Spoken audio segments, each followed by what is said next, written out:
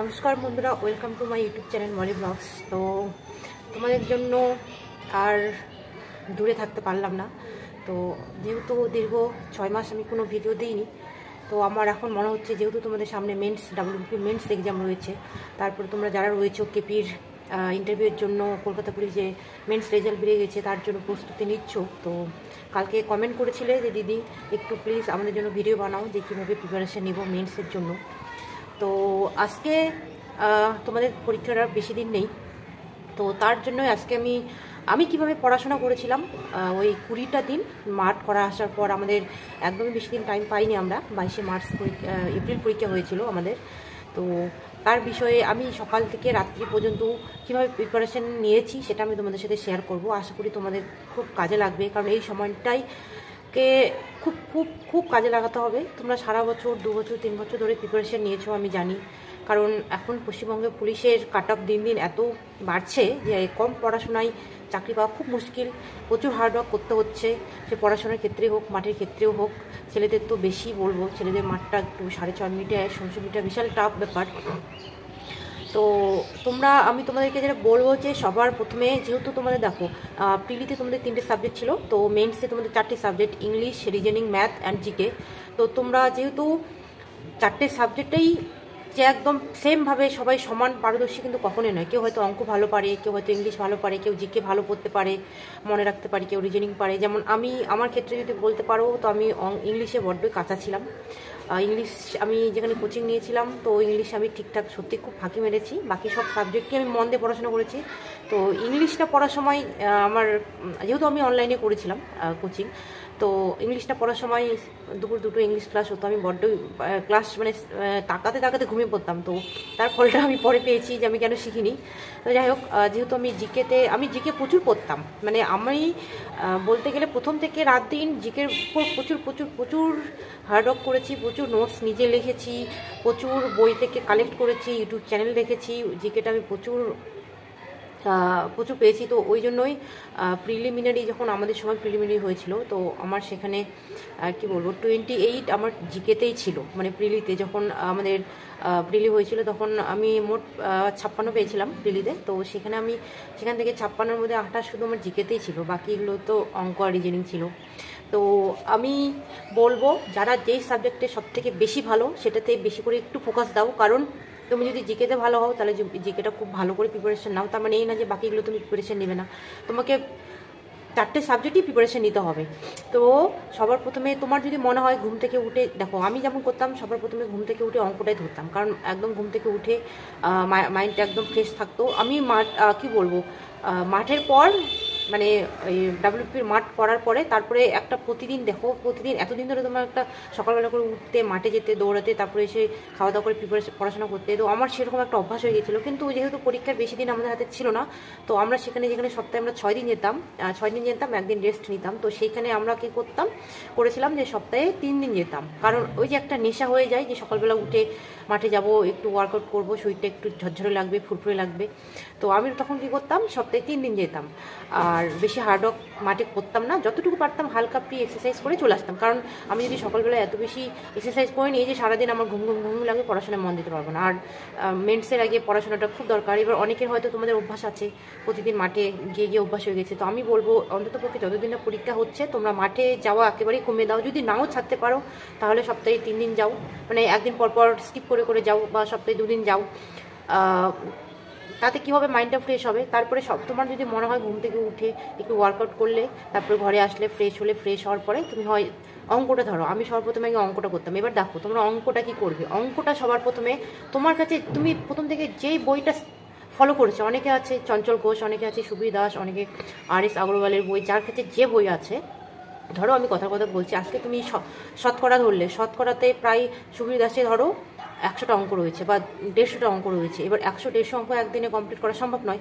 তুমি সেখান থেকে এতদিন তুমি অঙ্ক করেছো, দেখবে তুমি সেখান থেকে কিছু অঙ্ক আছে যে একদম পুরো মাথায় গেঁথে গেছে, তার রুলস তুমি চোখে দেখে অ্যান্সার করে দিতে পারবে। তুমি সেই অঙ্কগুলো ধরবে না। তোমার কাছে যেই অঙ্কগুলো মনে হবে একটু বড়, একটু খাতায় ক্যালকুলেট করতে হবে, মানে করো যে যেই অঙ্কটা তোমার কাছে মনে হবে যে আমি এটা পরীক্ষায় আসলে আমার একটু টাইম লাগবে, আমি রুলসটা একটু ভাবতে বা কোনো কিছু ক্যালকুলেট করতে টাইম, সেই অঙ্কটা তুমি সিলেক্ট করো। 150টা অঙ্ক আছে, 150টার অঙ্ক মধ্যে দেখবে 50টা অঙ্ক খুব ইজি থাকবে, যেটা ধরার নেই, সেটা প্র্যাকটিস করার কোনো দরকার নেই। বাকি যে 100টা অঙ্ক থাকবে, সেই 100টা অঙ্কের মধ্যে দেখবে 50টা অঙ্ক সবসময় কঠিনই থাকে, সেই অঙ্কগুলো সিলেক্ট করো, সেই অঙ্কগুলো প্র্যাকটিস করো। সোজা অঙ্কগুলো তুমি চোখ দিয়ে দেখছো যে আমি এটা, হ্যাঁ আমি এটা পাবো, এটা রুলস আমার জানা আছে, 1 সেকেন্ডে বেরিয়ে যাবে। কিছু কিছু অঙ্ক আছে 1 লাইন 2 লাইনের অঙ্ক, যেগুলো 1 সেকেন্ডে রেজাল্ট বেরিয়ে যায়। কারণ এতদিন ধরে আমরা যেহেতু পড়াশোনা করছি, একটা সময় এসে এরকম হয়ে যায় যে মাইন্ডে ক্যালকুলেশন হয়ে যায়। তো আমি বলবো তুমি সেভাবে করো, যেমন সময় কার্য, বোর্ড অ্যান্ড স্ট্রিম, সেম আমি যতগুলো অঙ্কের যতগুলো চ্যাপ্টার রয়েছে, 16-17টা চ্যাপ্টার রয়েছে, সেইগুলো তোমরা সেই অঙ্কগুলোই প্র্যাকটিস করো বেশি করে, যেটা তুমি পারছো না বা রুলসটা তুমি ভুলে যাবে, ভুলে যাবার মতো পরিস্থিতি রয়েছে, সেই অঙ্কগুলোই সিলেক্ট করো। আর হচ্ছে আর একটা বলবো, সেটা হচ্ছে প্রতিদিন অঙ্ক করলে সন্ধেবেলায় ধরো তোমার সারাদিনের যেই সময়টা মনে হবে, তুমি একটা টাইম মক টেস্ট দেবে। এই কয়েকটা দিন তোমাকে প্রতিদিন একটা করে টাইম দেখে মক টেস্ট দিতেই হবে। সেটাও তুমি সারাদিনে যে কোনো সময়, তুমি ধরো দুপুরবেলা ফ্রি থাকো, সেই সময়টাতে তোমাকে কেউ ডিস্টার্ব করে না, সেই সময়টাতে তুমি একটা মক টেস্ট সিলেক্ট করলে তোমার কাছে হয় তুমি একটা বই কিনে নাও, না হয় তুমি অনলাইন থেকে একটা মক টেস্টের, এখন অনেক টেক্সট বুক আছে, অনেক কিছু আছে, এখন অনেক নতুন নতুন অনেক কিছু প্রসেস চালু হয়েছে, সেখান থেকে তুমি একটা টাইম দেখে পুরো 1 ঘন্টা ওই সময়টাতে কারোর সাথে কারো ফোন ধরা দরকার নেই, কারো সাথে দরজা লাগিয়ে ওই সময়টাতে তুমি মন দিয়ে 1 ঘন্টা টাইম দেখে মক টেস্ট দাও, দেখো, তারপরে অ্যান্সার কি মেলাও, তোমার কতটা হচ্ছে সেটা দরকার। তারপর তুমি ইংলিশটা তো অবশ্যই সব কিছুই পড়তে হবে, কিন্তু ইংলিশে অনেকটা মার্কস এখন কমে গেছে 10-এর মধ্যে, তো ইংলিশটা অনেকেই আছে, আর ইংলিশে অনার্স আছে, তাদের কাছে কোনো ব্যাপার নেই। যাদের কাছে একটু কঠিন মনে হবে তারা মোটামুটি দেখো, খুব ভালো না দেখলেও হবে, কারণ ইংলিশে 10 মার্কস রয়েছে। বাকি রিজনিং আর জিকে, রিজনিংটা তো অনেকটাই সহজ, কিন্তু আমাদের বেলায় যথেষ্ট একটু মানে রিজনিং দিয়েছিল আমাদের পরীক্ষায়, কিন্তু বড্ডই লং টাইপের, তো একটু যদি পারো একটু কঠিন রিজনিং প্র্যাকটিস করো, কারণ সোজাগুলো এখন পশ্চিমবঙ্গ পুলিশ বোর্ড খুব চালাক হয়ে গেছে, সোজা অঙ্ক দিচ্ছে না আর সোজা রিজনিংয়ে দিচ্ছে না, একটু ঘুরিয়ে পেঁচিয়ে দিচ্ছে, কারণ দেখতে পাচ্ছ একটাই চাকরি পশ্চিমবঙ্গে। তো যতটা পারবে বড় বড় টাইপ একটু অ্যাডভান্স লেভেলের প্র্যাকটিস করে যাও। জিকেটা যা পড়েছো এতদিন সবগুলো রিভিশন দাও, যতটা পারবে রিভিশন দাও, এখন সব কিছু রিভিশন দাও, কারণ এখন নতুন কিছু করতে গেলে ভুলে যাবে, তো যা পারবে সব কিছু রিভিশন দাও। আর কি বলবো, কারেন্ট অ্যাফেয়ার্স আমি প্রচুর পড়েছিলাম, কিন্তু আমি কারেন্ট অ্যাফেয়ার্স কমন পাইনি একটাও, খুবই দুঃখের বিষয়। আমি পরীক্ষার আগে প্রতিদিন খাতায় লিখতাম, প্রতিদিন 10টা-15টা করে কারেন্ট অ্যাফেয়ার্স লিখতাম, তো এত বড় খাতা হয়ে গেছিলো, তবুও সেখান থেকে আমি কারেন্ট অ্যাফেয়ার্স একটাও কমন পাইনি।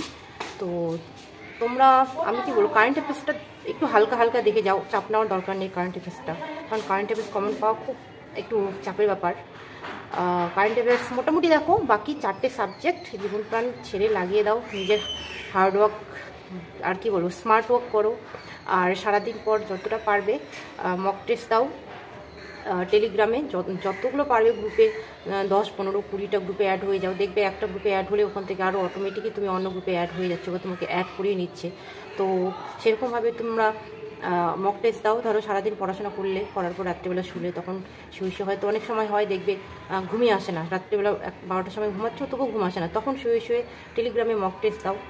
পোল যেগুলো থাকে পোলগুলোতে পোলগুলো ক্লিক করে দেখে তোমার ওখানে সঠিক অ্যান্সারও দেখিয়ে দেয়, তো সেগুলোতে ট্রাই করো। আমি এইভাবেই করেছি। আর কি বলবো, ভালো করে পড়াশোনা করো যতটা পারবে। দেখো মোটিভেট আমি যেভাবে মোটিভেট হতাম, সেটার একমাত্র কারণ ছিল আমার মা বাবাকে দেখতাম। যখন মা বাবাকে দেখতাম যে আমার মা বাবা আমার জন্য এত কষ্ট করছে, তো না আমাকে আরও বেশি করে পড়তে হবে। একটা সময় হতো পড়তে মাইন্ড হ্যাংওভার কাটতোই না, সারাদিন যখন বই নিয়ে বসে থাকবে তখন দেখবে একটা সময় এসে আর মনে হয় না আর পারবো না, বিরক্ত লাগছে। তখন তোমরা একটু ফোনটা নিয়ে তোমার যে ফ্রেন্ড আছে, মানে অনেকের আছে বয়ফ্রেন্ড আছে, অনেকের গার্লফ্রেন্ড আছে, তাদের সাথে কথা বলো, মাইন্ড ফ্রেশ করো। তারা যদি তোমার ক্ষেত্রে সাপোর্টিভ হয়, তাহলে অনেকের বয়ফ্রেন্ড আছে, হ্যাঁ তুমি নিজে পায়ে দাঁড়াও, অনেকে গার্লফ্রেন্ড আছে, হ্যাঁ তুমি নিজে পায়ে দাঁড়াও, তাদের কাছ থেকে মোটিভেট হও যে আমার এরকম লাগছে, পড়াশোনা করতে পারছি না, তারা তোমাকে যথেষ্ট মোটিভেট করবে। আর নিজের থেকে মোটিভেট থাকো, মা বাবার দিকে তাকালেই বুঝতে পারবে যে তারা তোমার জন্য কত কষ্ট করছে রাত দিন কেটে। অনেকের বাবা কৃষিকাজ করে, অনেকে বাবা দিনমজুরি করে, অনেকের কি বলবো ছোটোখাটো ব্যবসা করে করছে। তো সেগুলো তুমি নিজের পরিস্থিতির কথা ভাবে যে আমার পরিস্থিতি কেমন, আমার ফ্যামিলি ব্যাকগ্রাউন্ড কেমন, সেইখানে দাঁড়িয়ে যদি তুমি একবার চোখটা বন্ধ করে ভাবো যে আমার পরিস্থিতি এরকম, আমাকে আরও পড়তে হবে, তখনই তুমি চোখ খুললেই তুমি বুঝতে পারবে, ফিল করবে যে আমার মোটিভেটটা তোমার কোথা থেকে আসবে। মানে তখন তুমি নিজে ফিল করবে যে না ঠিকই তো, আমাকে আরও ভালো করে পড়াশোনা করতে হবে, কারণ আমার একটা চাকরি দরকার। তো বন্ধুরা, ভালো থাকো, সুস্থ থাকো, সবল থাকো, এগিয়ে যাও। যতটা পারবো আমি মোটিভেট করার চেষ্টা করব। আর কি কি বিষয়ের উপর তোমাদের ভিডিও দরকার অবশ্যই কমেন্ট বক্সে জানাও। আর জোর কদমে পড়াশোনা চালাও, আর কি বলবো, মা বাবার পাশে দাঁড়াও, ভালো থাকো, ঠিকঠাক খাবার দাবার খাও, আর অবশ্যই একটা লাইক করো ভালো লাগলে।